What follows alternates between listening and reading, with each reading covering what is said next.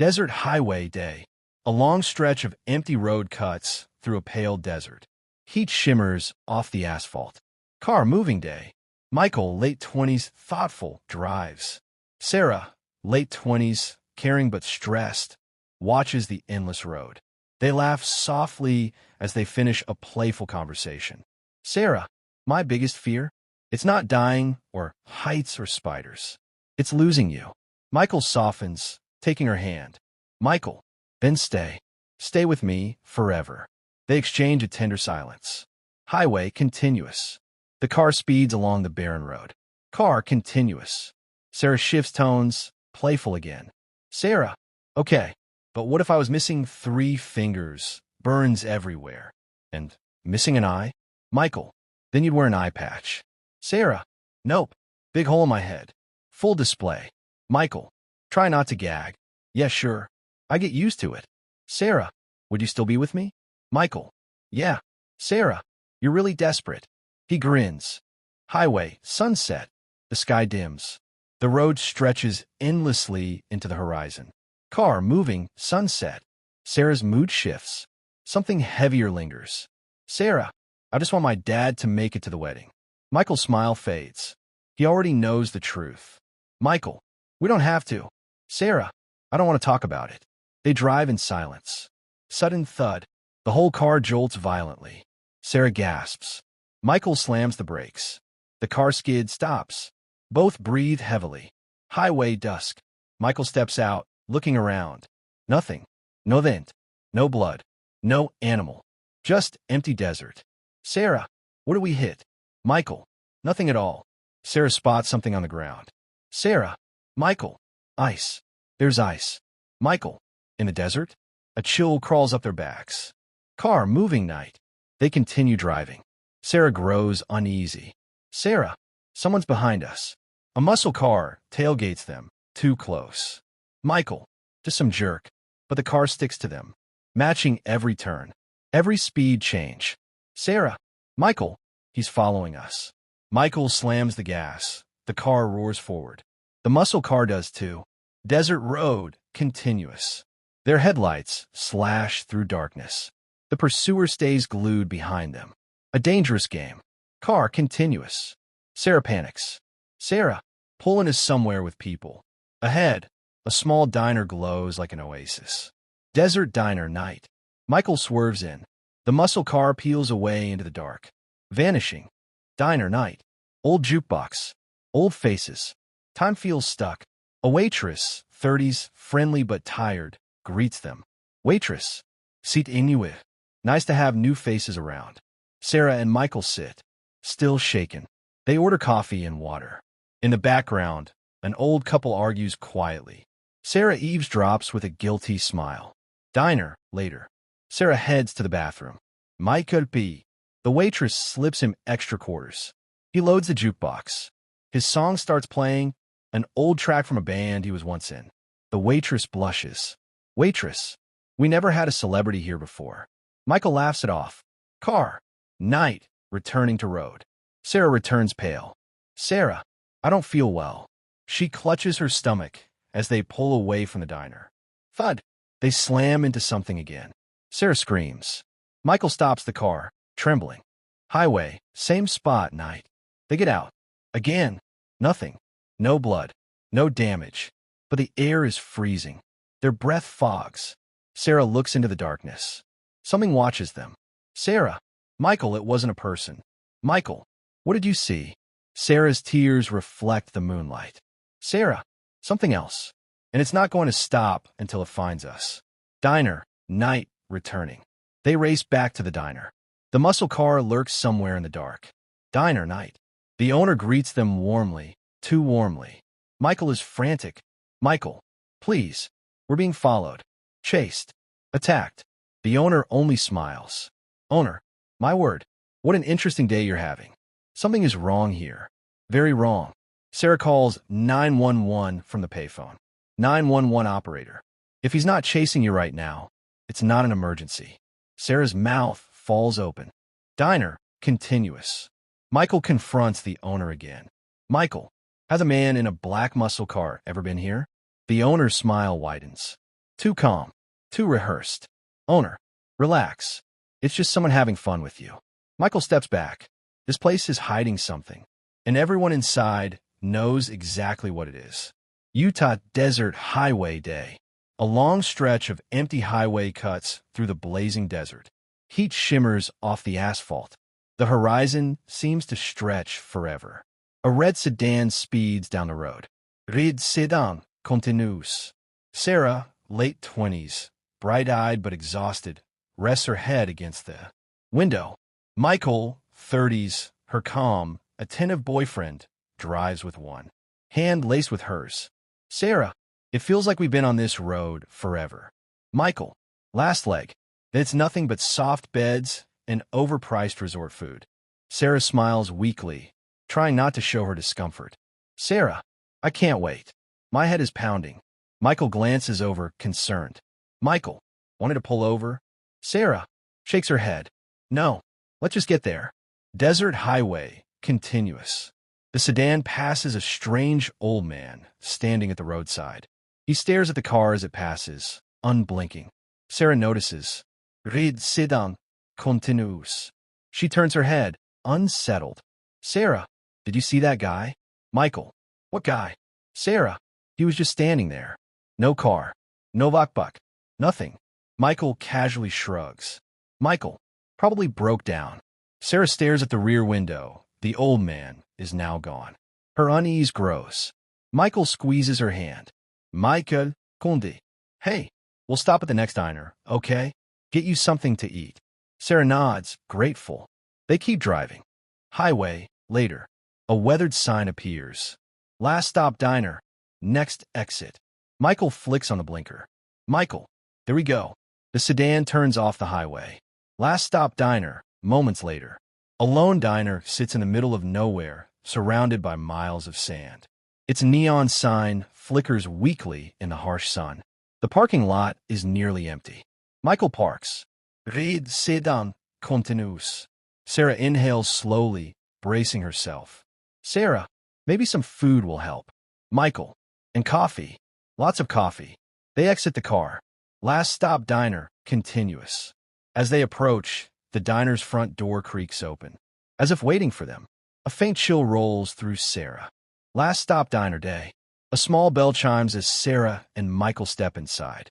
The diner is strangely spotless. Too spotless. The kind of clean that feels unnatural. A waitress, 30s, stiff and expressionless, stands behind the counter. She stares at them with a polite but hollow smile. Waitress, table for two? Michael, yeah, thanks. She grabs two menus and gestures toward a booth. Waitress, right this way. Dîner au men's latte. Sarah slides into the booth, rubbing her temples. Michael sits across from her. Michael, you okay? Sarah, just dizzy. I don't know. The waitress places menus in front of them. Waitress, can I start you off with drinks? Michael, coffee, black. Sarah, water, please. The waitress nods, still smiling. But her smile never changes. Her eyes never blink. She walks away. Sarah watches her with growing discomfort. Sarah, something's off. Michael, off like how? Sarah, I don't know. She feels like she's rehearsing. Being human. Michael chuckles. Michael, you're tired. You always get weird when you're tired. Sarah doesn't laugh. A man in a faded flannel shirt sits at the counter, back turned. He hasn't moved the entire time. Not even a shift. The door chimes. Sarah looks. A couple walks in, mid-20s, tense, silent. They look strangely familiar. The waitress greets them with the exact same words, in the exact same tone. Waitress, table for two? Sarah's eyes widen. Sarah, whispering. Michael, look at them. Michael glances. Michael, what about them? Sarah, they're dressed exactly like us. Michael looks again and sees it. Same clothes, same posture, same uneasy look. Michael, that's weird. The waitress leads the other couple to a booth. They sit down, mirroring Sarah and Michael. Sarah's breathing tightens. Sarah, I don't like this. The waitress returns with their drinks. Waitress, ready to order? Before Michael can respond, a loud engine rev echoes outside. Sarah turns. Diner continuous. A black CR speeds past the diner, kicking up dust. Michael. Whoa. Diner continuous. Sarah stares out the window. Sarah, why does that car look familiar? Michael doesn't answer. He's frozen, staring. Sarah follows his gaze. The couple that walked in a moment ago is now gone. The booth is empty. Sarah, whispering. Michael, where did they go? Michael stands abruptly. Michael, I'm asking the waitress. He walks toward the counter. Sarah stays frozen in the booth. Her skin crawls. Sarah, something is wrong here. Breakers Point, beachfront dawn. A thick gray fog rolls over the shoreline as joggers move cautiously along the sand. Tidewater pools reflect the pale morning sun, distorted and murky. Narrator. Something beneath Breakers Point is waking up. Police station. Chief Oren's office. Morning. Chief Oren rubs his temples as case files pile across his desk. Photos of the latest victims are scattered, marked with red twine. Detective Bridges. We got 3 bodies in as many days. Clean cuts, no hesitation marks. This isn't random. Chief Oren. Size. And it's not mob. Someone wants us chasing shadows. Detective Bridges. Then who the hell are we dealing with? Old cemetery. Back lot. Same time. A groundskeeper notices a patch of earth freshly disturbed. He kneels, brushing dirt away, revealing a hollow cavity beneath. A faint scratching echoes from inside. Groundskeeper. What the? The dirt collapses. A hand shoots upward, grabbing his wrist. He screams. Steve Borden's office day. Steve struggles through paperwork, but his mind drifts. He stares at the news report of Maurice Evans' death. Steve. To himself. This doesn't add up. None of it does. His phone buzzes. Text message. We need to talk. Now. Unknown. Steve hesitates, then grabs his coat. Breakers Point docks. Later. Steve meets a hooded figure near the fog-covered pier. Steve. You said this was important. Hooded figure. It's happening again. Just like 15 years ago. You and your father covered it up then, but it's back. Steve stiffens. Steve. What are you talking about? Hooded figure. The gravedigger wasn't caught. He was buried, and now someone has dug him up. Thunder rumbles as the figure disappears into the fog. Steve stands frozen, dread creeping up his spine. Wooded trail, sunset. Tommy and Clark hike deeper into the woods. The light is fading, turning the trees into silhouettes. Clark, you really think someone's following you? Tommy, I don't think I know. Ever since last night, I keep catching someone in the corner of my eye. A faint crack echoes through the trees. Both freeze. Clark, probably a deer. A second, sharper crack. Tommy, deer don't stand still and watch people. They pick up the pace. Tommy keeps glancing back, his nerves stretched thin. Old bridge continuous. The bridge is abandoned, boards missing, draped in fog. Clark, let's cross and cut through the ridge. They step onto the bridge. A shadow darts to the right. Tommy, there. You see that? Clark turns. Nothing. The bridge creaks under them. Suddenly, a figure appears at the far end of the bridge. Motionless. Masked. Watching. Clark. Tommy. The figure tilts its head slowly. Tommy. Run. They sprint back the way they came, boards snapping under their feet. Woods continuous. The boys tear through the woods, branches slashing their faces. Clark. Who the hell asked that? Tommy. I told you. I told you someone was. A low growling sound stops them cold. Clark. That wasn't human. The growl deepens, surrounding them from all sides. Something moves behind them. They spin. Nothing. Then, a bloody hook drops from above, swinging between them, landing in the dirt. They stumble back in horror. Party house. Same time. The music thumps again. Lights flash.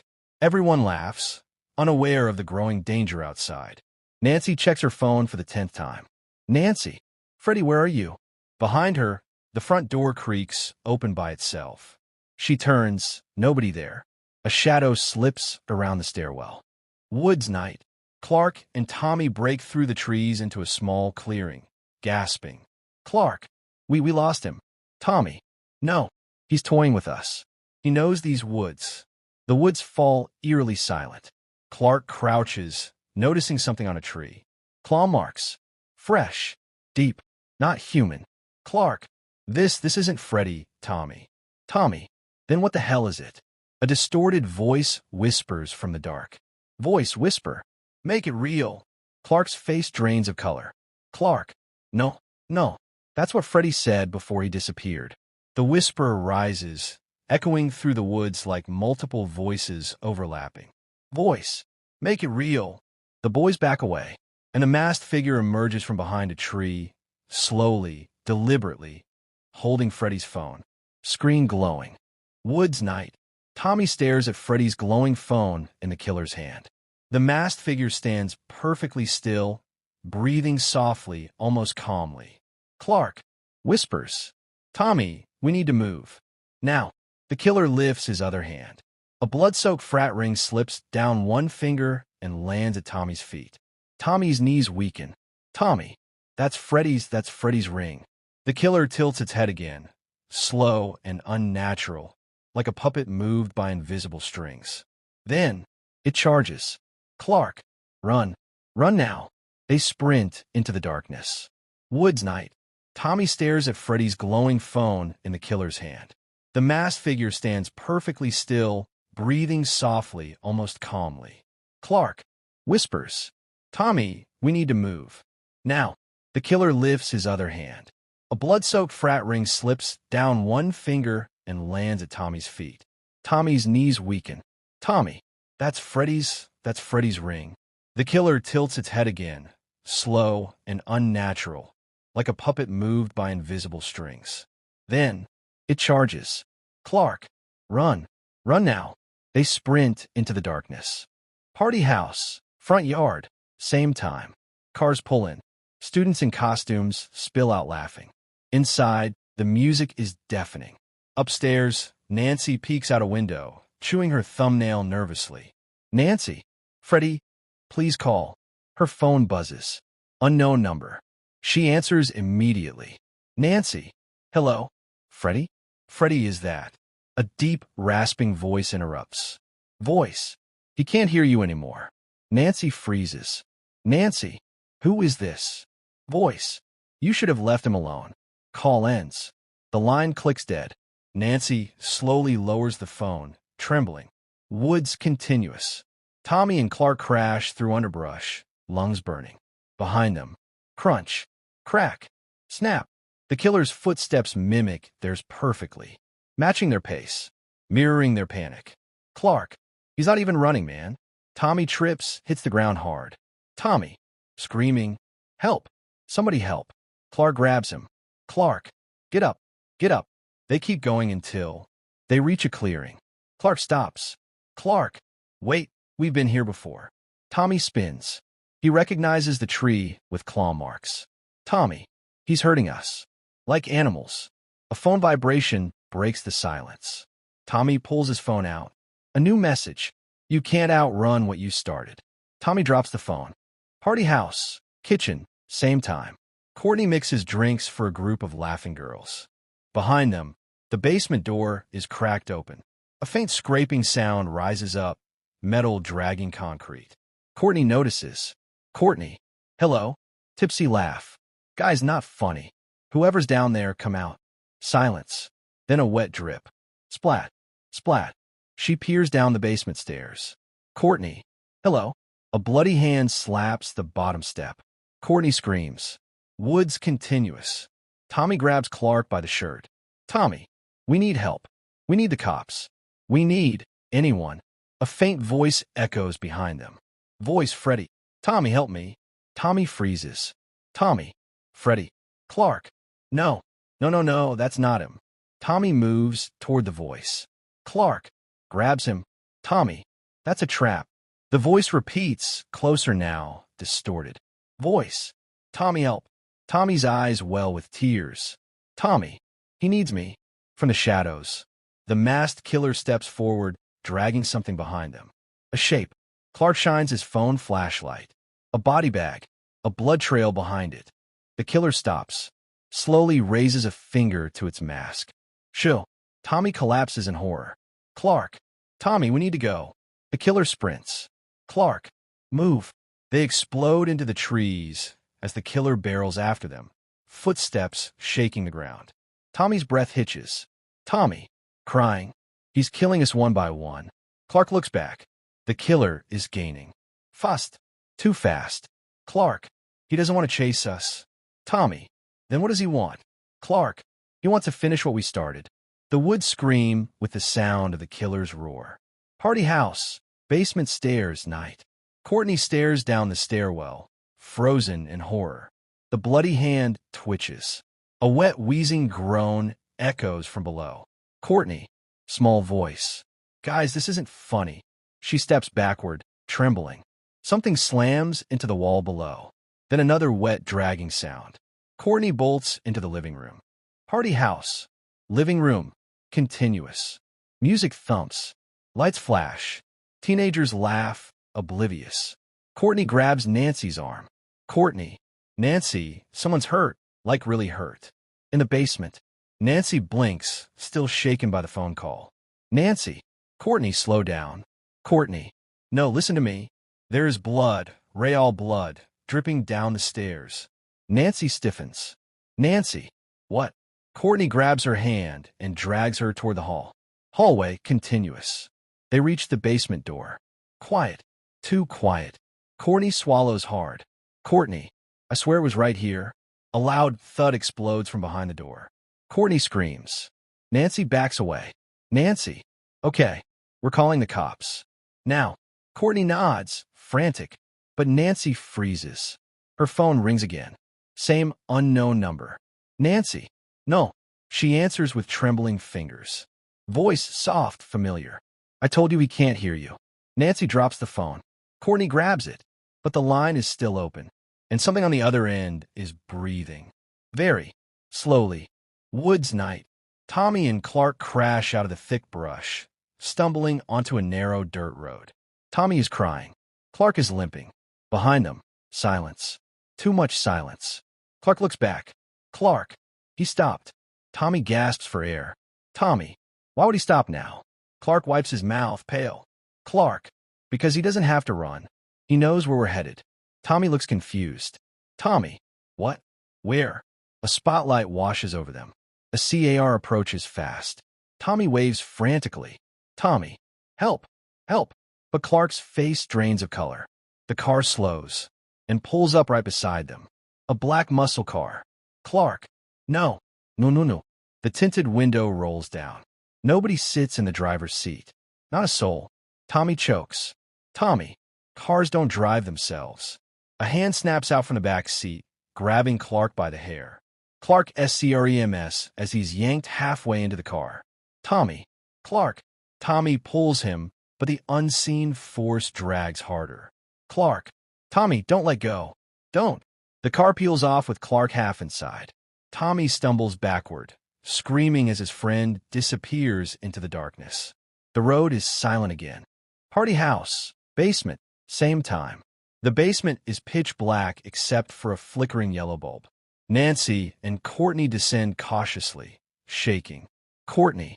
I don't hear anything anymore. Nancy. Something was down here. A metallic creak echoes. Nancy shines her phone flashlight. A closet door stands slightly open. Blood smeared across the floor. Courtney whispers. Courtney. Should we open it? Nancy raises her shaking hand. Reaches for the doorknob. It turns by itself. Very slowly. Courtney backs up, shaking violently. The door cracks open, and a body falls out. Courtney screams. Nancy gasps, because the face is brutally slashed, nearly unrecognizable. But the frat ring on the hand tells them everything. Nancy. Whispering. Freddie. Courtney vomits. Nancy collapses beside the body, sobbing. Freddie's phone buzzes in his pocket. Nancy slowly pulls it out. A new message lights the screen. You're next. Nancy drops the phone like it's burning her. Woods Road night. Tommy runs blindly, covered in dirt and tears. He grabs branches, rocks, anything to stay on his feet. Tommy. Yelling. Why are you doing this? What do you want from us? Just tell me what you want. His voice echoes through the dark. No answer. Tommy stops in the middle of the empty road, chest heaving. A distant engine hum begins. Low, menacing. Tommy turns. Headlights appear in the distance. Coming fast. Tommy screams. Tommy, stop. Please stop. I can't do this anymore. The car speeds closer. The headlights flare. Tommy shields his eyes. The car screeches to a stop inches from him. Tommy falls backward. The driver's door creaks open. A tall, dark figure steps out, mask gleaming in the headlights. Tommy crawls away, sobbing uncontrollably. The killer kneels beside him. Close. Too close. Killer, whisper. You started this. Now you finish it. The killer lifts something shiny. A bloodied frat pin. Tommy screams as the figure lunges.